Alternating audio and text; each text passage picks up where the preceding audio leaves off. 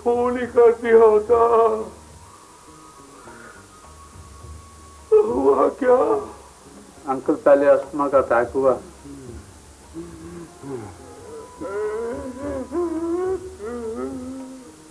फिर heart fail हो गया।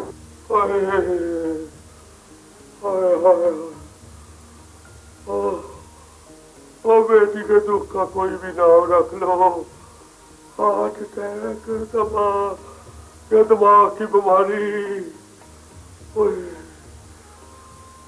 अंकल मैं शबाना को बाबा का चेहरा दिखाना चाहता हूँ।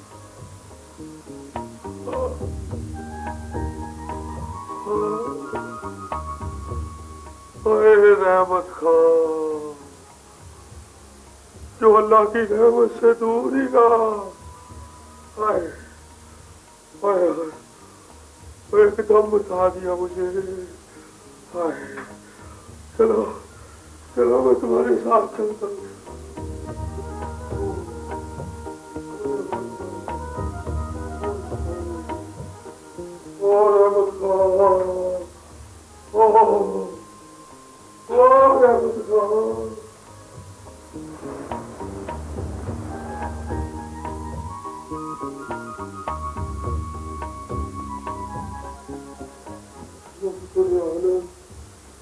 चलो जी, कौन लोग हैं ये? जरा मुझे खुल के बताए ना। मेरे दोस्त का बेटा है रेहान। तो आप वो को कहाँ लेके जा रहे हैं? हाँ मैं जरा एक जरूरी काम है, वहाँ शबाना का होना जरूरी है। ऐसा कौन सा जरूरी काम है जहाँ मेरी बजाय शबाना का होना जरूरी है? और इस वक्त हम जरा जल्दी में आ जाओ। मैं अपनी जिंदगी में तो नहीं जाने दूंगी आपको। जरूरी काम है, मैंने नहीं जाने देना, मैं साथ जाऊंगी बस। वो मैं जरूरी काम जा रहा हूँ तो हाथ हो गई तुम्हारी। कौन सा जरूरी काम है शबाना, तुम बताओ जरा। वो अब्बा जी ने कहा है कि कोई जरूरी काम है, मुझे नहीं पता। जरूरी काम है? बेटा मुल्क से बाहर है, बहू को पता नहीं, मुझे पता नहीं, मर जाने का मुकाम है। आंटी प्लीज समझने की कोशिश करें, मेरे बाबा की डेथ हो गई है, वो ख्वाजा साहब के भी दोस्त है, हम उन्हें सुपुर्द खाक करने जा रहे हैं। तो तेरे बाप से इसका क्या तल्लुक? वो इसके भी डैडी थे, बहन है ये मेरी। अच्छा तो जो उस दिन जो तेरे साथ आया था। अच्छा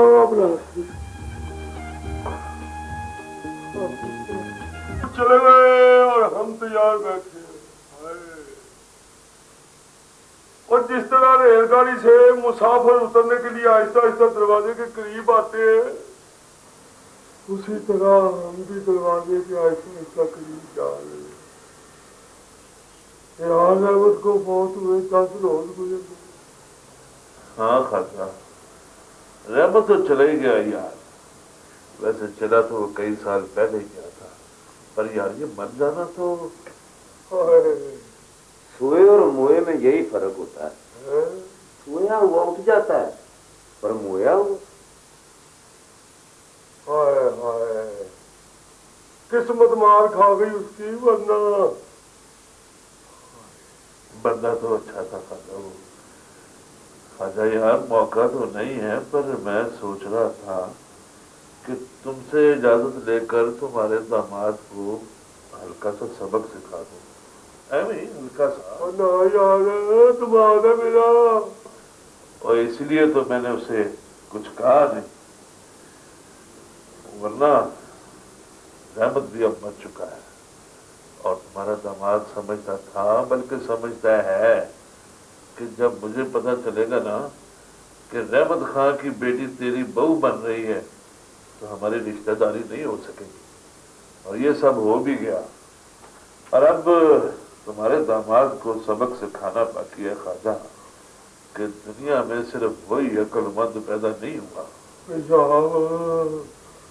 यार तुम करना क्या चाहते हो? हाँ जी हाँ जी हाँ जी अब यार ये तो बताओ, तुम शकील के साथ करना क्या चाहते हो? खाजा, स्कूल में उस्ताद और घर में वालिदैन बच्चे को जब किसी बुरी बात से मना करते हैं ना, उन्हें थोड़ी सी सख्ती भी करनी पड़ती है। पर तुम फिक्र नहीं करो खाजा यार, तुम्हें कोई शिकायत नहीं आएगी। ये ख्याल कर लेना मनाज की गोद में मेरी नवासी है। हाँ जी, हाँ जी, हाँ जी। अच्छा, मंजूर है।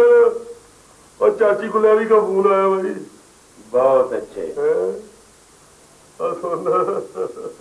हेलो, तुम्हें किसने बताया? फैक्ट्री में। बहुत अच्छे। पागल गर्म हो गया। चलो ठीक है, मैं तुम्हें बाद में टेलीफोन करता हूँ। बंद तो करो ना। खुदा हाफिज।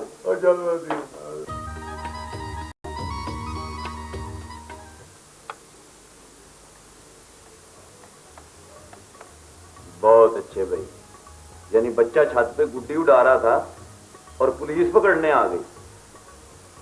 और बच्चे को पुलिस के हवाले करने की क्या जरूरत थी? क्या भाई, ओए उसको 150 की गुड्डियां दे देती तो जान छूट जाती। अब थाने का मामला कोई, अच्छा खैर परेशान ना हो।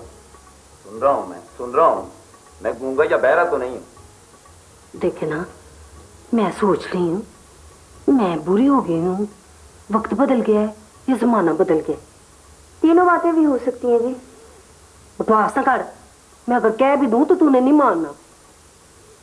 वैसे बीबी जी अब हुआ क्या है? होना क्या है, देखना सना ने फर्नीचर बदल दिए, पर्दे बदल दिए, फर्श बदल दिए। अब मेरी तरफ हमला देखो कब होता है। अच्छा, तो आप फतह के लिए तैयार बैठी हैं? नहीं, दरअसल बात ये है कि सना ने अपनी बातों से ख्वाजा साहब और इजाज को अपने काबू में कर लिया है। और देखना, मैं अपनी हुकूमत बचाते बचाते घर को तो बात नहीं ना कर सकती। वैसे बीबी जी ख्वाजा साहब ज्यादा खुश नहीं लगते, वो तो खाना भी घर में नहीं खाते।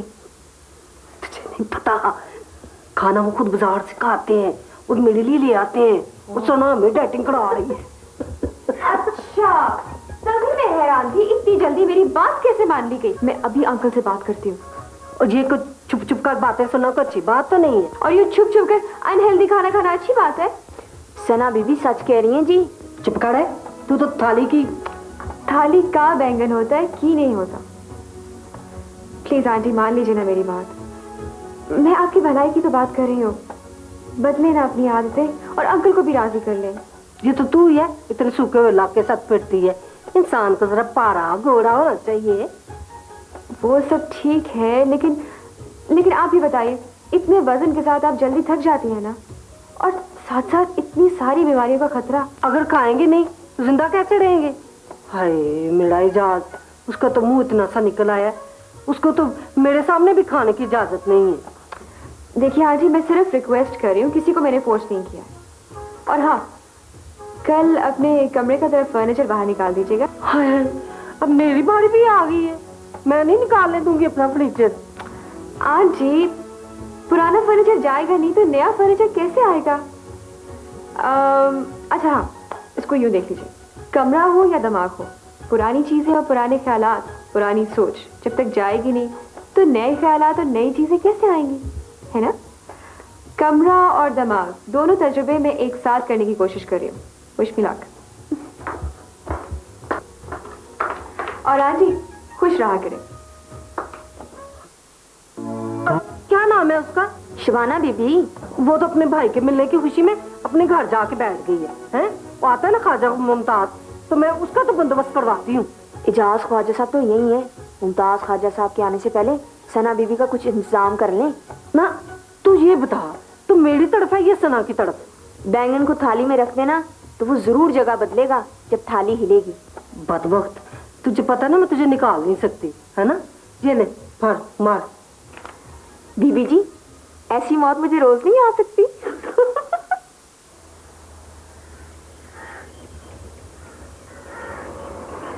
मैं समझ गया हूँ।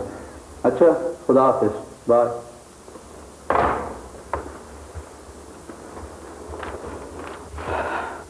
भाई कौन आ रहा है? वो मेरी मंगेतर आ रही है लंदन से, शालरे। अच्छा, वो जिसके साथ तस्वीरें हैं आपकी?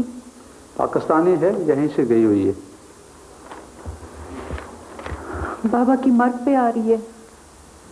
मैंने मना किया था, बहुत लंबा सफ़र है, और फिर जाने वाले तो जाने का वक्त बताए बगैर ही चले जाते हैं। तो क्या यहाँ ठहरेंगी? नहीं, उसका अपना घर है यहाँ। चले, वैसे तो मैं भी कल तक यहीं हूँ। वो कल यहीं आ जाएगी, तुम मिल लेना उससे।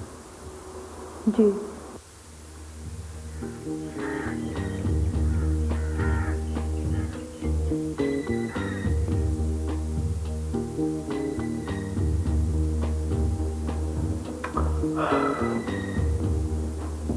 अंकल आप आइए ना प्लीज, बैठिए। बेहतर है बरखुरदार, तुम खड़े हो जाओ। तुम्हें यहां से निकलने में आसानी रहेगी। कैसी बातें कर रहे हैं अंकल आप? भला मुझे मेरी फैक्ट्री से कौन निकाल सकता है?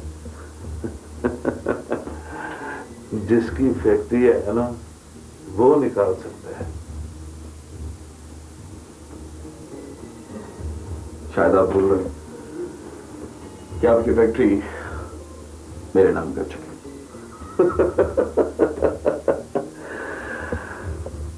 पुत्र, ये फैक्ट्री कभी भी मेरे नाम नहीं थी, इसलिए मेरी कुकी मारने से, वो क्या कहते हैं उसको, सिग्नेचर से ये किसी के नाम नहीं हो सकती। ये फैक्ट्री शुरू से मेरी दी सना के नाम है। कागजात चेक कर लेना। हाँ?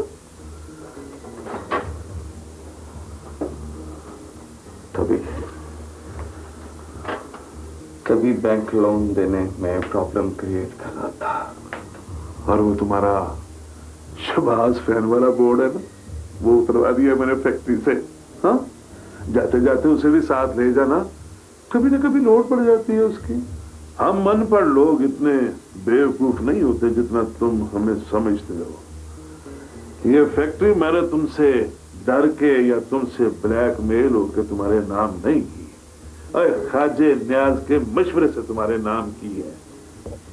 और तुमने इस फैक्ट्री को बेचना शुरू कर दिया। वाह, तुम अपने सौरे के मुकाबले में पक्कों की इंडस्ट्री लगाना चाहते थे, है ना? देखो, सुनो बेटा,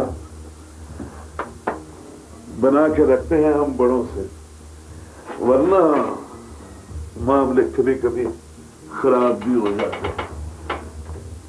गड्डी तो है ना तेरे पास, और मेरे पैसों की तुम्हें गिफ्ट की, ले जाओ, तुम्हें घर तक पहुंचाने में आसानी होगी। या जहां भी तुम जाना चाहो, मौज है तुम्हारी। अंकल, जाने से पहले मैं आपको एक बात बताना चाहूँ। मेरी याददाश्त बहुत तेज है, खास तौर पर मैं अपनी इंसल्ट कभी नहीं भूलता, कभी नहीं।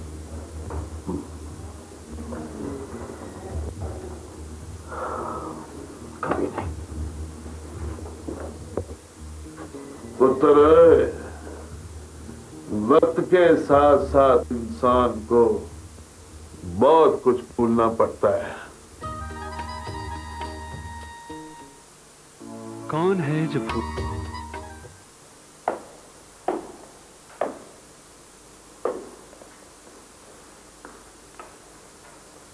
हाय, मैं तो अब तक ये नहीं समझ सकी कि तुम्हारी बीवी अपने घर में क्या करती है। अम्मी काम शाम करती होगी, और क्या। काम शाम पे तो मुझे तराज नहीं है। तुम घर की हालत देख रहे हो, ऐसा लगता है जैसे हम लोग कहीं से मकान बदल के आए, अब कुछ सामान आ गया और कुछ सामान आने वाला है। देखिए अम्मी, वो थोड़ा सा अपने माइंड की है और अपने माइंड के मुताबिक सब चीजों को डेकोरेट करती है। हाय बेटा, ये घर मेरा है, मेरी मर्जी के बगैर यहाँ कुछ नहीं हो सकता। अगर मुझसे पूछने में उसकी बेइज्जती होती है तो कम से कम तुमसे ही पूछ ले। अम्मी, वो सारे काम मुझसे पूछे करती है। हाय बेटा, तुम भी अपनी बीवी के साथ हो। हे बेटा, हम तो जाने वालों में से हैं, तुम और तुम्हारी बीवी आने वालों में से हो। देख बेटा, जाने वालों को दुख मत दो। अम्मी, आप ऐसी बातें क्यों करती हैं? आपको नहीं पता कि आपकी हमारे लिए क्या अहमियत है। आप हमारे लिए हमारे सरों पे ठंडी छांव हैं। आपके पांव घर में जन्नत है। हाँ बेटा, तुम तो मेरे बेटे हो, तुम तो मेरे लिए ऐसा महसूस कर रहे हो, लेकिन वो जिसे मैं इतने चाव से ब्याह के लाई हूँ, वो मेरी उस्तानी बन बैठी है। अब इस उम्र में मैं उसके स्कूल में दाखिल हो जाऊं। अम्मी, ऐसी कोई बात नहीं है। उसने कभी भी अपने आप को आपसे बेहतर नहीं समझा। हाँ बेटा, तुम तो मेरे बेटे हो, इसलिए तुम ऐसा सोच रहे हो। अगर सना के शौहर बन के सोचो ना, तो ऐसी बात ना करो तुम। बिल्कुल नहीं। किसी के शोहर बन जाने से बेटे की हैसियत बदल तो नहीं जाती। तू कैसे मुक्ति पीड़ रही है? बेगम साहबा घर नहीं और हमें किसी का डांटने। बीबी जी, मैं तो पहले भी 2 बार आई हूँ जी। हाँ, मसरूफ ही बड़ी थी। मसरूफ बड़ी थी? तुझे खाना लेके आ कुछ मेरे बेटे के लिए। खाने के लिए तो सिर्फ वही मिल सकता है जो बड़े साहब जी को मिलता है। तो जो मेरे फ्रिज में रखा है वो ले आ। सब फ्रिजों को ताले लग चुके हैं, सिर्फ छोटा फ्रिज खुला है। उसमें खाने के लिए सफेद अंडे, पानी, ब्राउन ब्रेड और दही, ये सब कुछ चाहिए तो लाऊं? हाय नहीं, ये तो सुन के सब कुछ हौल आता है दिल को। हाय बेटा, तू यही सब कुछ खाता है? अरे पुत्र, अपनी बीवी के खौफ से निकल, और यही उम्र है खाने पीने की और पहनने की। बाद में क्या रह जाना है? ओ पुत्र, वो सना तो अपने लाख को पतला करने में लगी रहती है। सना बीबी आ गई। अस्सलाम वालेकुम। वालेकुम सलाम। तुम्हें कुछ देर नहीं होगी? मैं तुम्हारा इंतजार कर रहा था। हाँ, लेकिन I have a very very nice and a pleasant surprise for aunty. Pleasant surprise मतलब खुशगवार। मैं सुबह से पहले बहुत हैरान हूँ, मुझे मजीद हैरान करने की कोई जरूरत नहीं। आप जरा इधर तो देखिए। ये वलीमे वाला है ना तुम्हारा? हाँ, वही है, लेकिन देखिए ना, जो कपड़े मैंने आपकी ईद के लिए बनवाए हैं ना, उनके साथ बिल्कुल मैच होता है। मैं उतड़ा नहीं पहनती।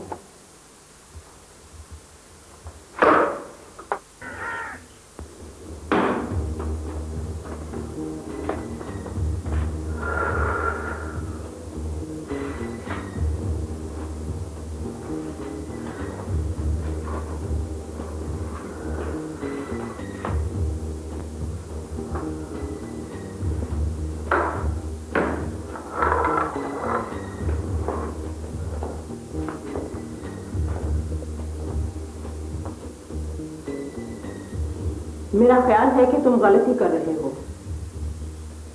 नहीं मां, मैं बिल्कुल ठीक कर रहा हूं। उस शख्स ने मुझसे 30 लाख रुपए लिया और मुझे धोखा दे दिया। मैं उस दिन से चल रहा हूं, कोड़ रहा हूं। बस अब मैंने फैसला कर लिया है। मगर ये गलत है। तुम्हारी साबुन फैक्ट्री भी गई, दूसरी फैक्ट्री भी उन्होंने वापस ले ली, और अब तुम बीवी और बच्चे को भी गंवाना चाहते हो। मेरी बीवी और मेरे बच्चे दोनों मेरे लिए मजबूरी का नाम है। मैं अभी तक नहीं जानता कि ये महनाज कौन है और वो बच्ची। मेरे दिल में उसके लिए पाप का जज्बा पैदा ही नहीं होता।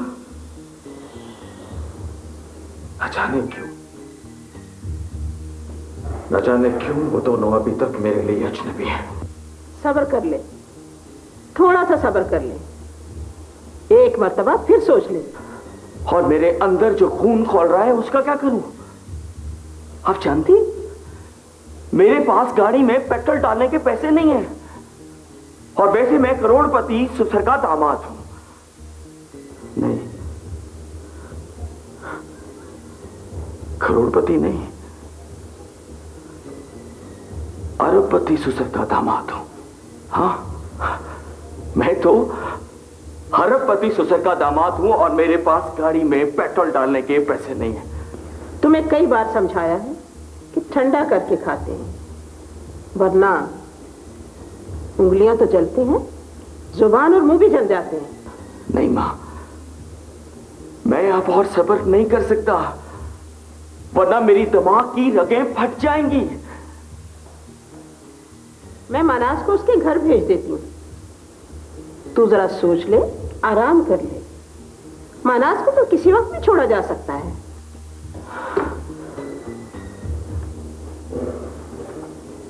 ठीक है, ठीक है, आपका जो जी में आए आप कीजिए। ठीक है। वालेकुम अस्सलाम। मुमताज, क्या हाल है? बस मैं ठीक हूँ और भी सब ठीक हैं घर वाले। वो मुमताज, मैंने आपसे कोई बात करनी थी। हाँ हाँ, बात करो। चलें, जब आप आ जाएंगे तो फिर बात करूंगी। अच्छा अच्छा, किसी चीज़ की ज़रूरत हो तो बताना, देता हूँ तुम्हारे लिए। आप जानते हैं मुझे फरमाइशों की आदत नहीं है। हाँ पता है बाबा। अच्छा चलो ठीक है, फिर अपना ख्याल रखना। आप भी अपना ख्याल रखिएगा। ओके, फिर बाय बाय। खुदा हाफिज।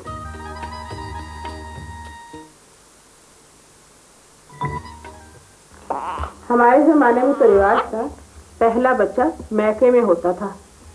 अब तो अस्पताल आ गए। मेरा ख्याल है मैं जा रही हूँ और जब तक आप चाहें मैं वहीं रहूंगी। तो क्या तुमने शकील की बातें सुन ली? उसे तो बात करने की भी जरूरत नहीं थी, मैं समझ गई थी। कुदरत ने जब इंसान को बोलना नहीं सिखाया था तो वो तब भी बातें करता था, आंखों से। मैं आपकी बात भी समझ गई, ये बात जो आपने अभी कही है। मगर मैंने तो कुछ भी नहीं कहा था। आंखें सिर्फ सच बोलती हैं और आपने भी सच कहा है। मैं जा रही हूँ।